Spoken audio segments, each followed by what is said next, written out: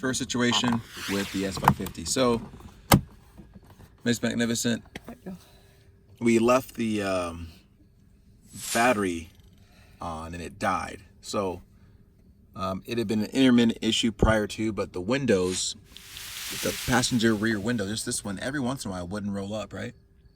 And also the override, the window override, right?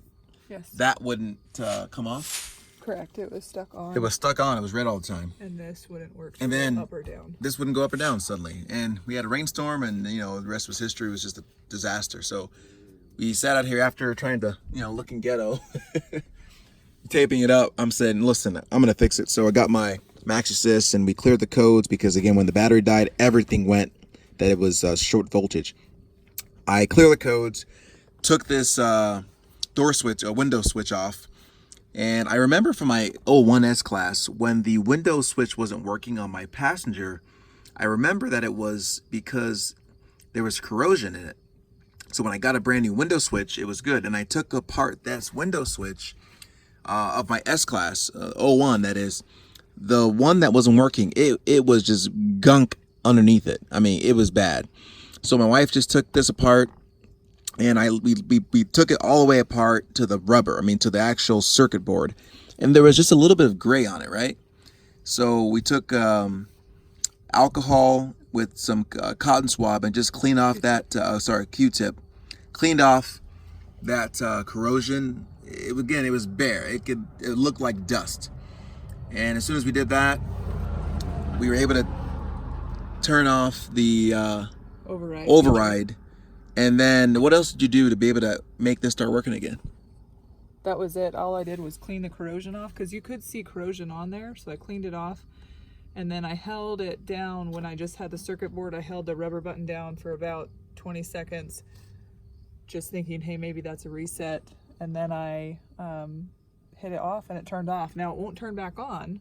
So this is obviously needs to be replaced. We need a new module. But it fixed it long enough for us to get our window up, so we're not ghetto anymore and ruining the interior of our car. Right. You want to be careful though when you do take this apart. There are some little black pieces that fell out immediately, so it took me a second to figure out where all those went back in.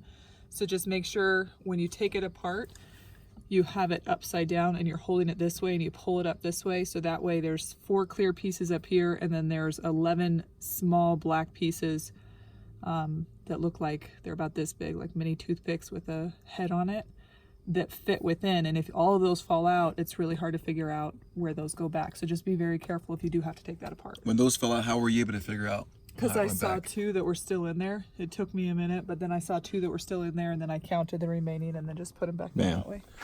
All right, guys, so mission accomplished. Window is back up, and I will be ordering a new window switch ASAP, and you're looking on Amazon, about $50. But yeah, hope this helps someone. If it does, please, hey, comment and share. We looked on YouTube, and people had different reasons, and it did help actually having this Max Assist. I was able to actually go in and I tested the actuators, and they all actuated. And so I knew that the actuator, the pump wasn't a problem.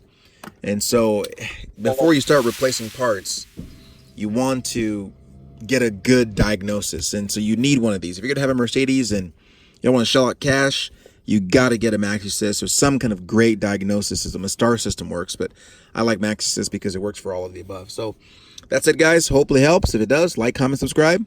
Magnificent, signing out.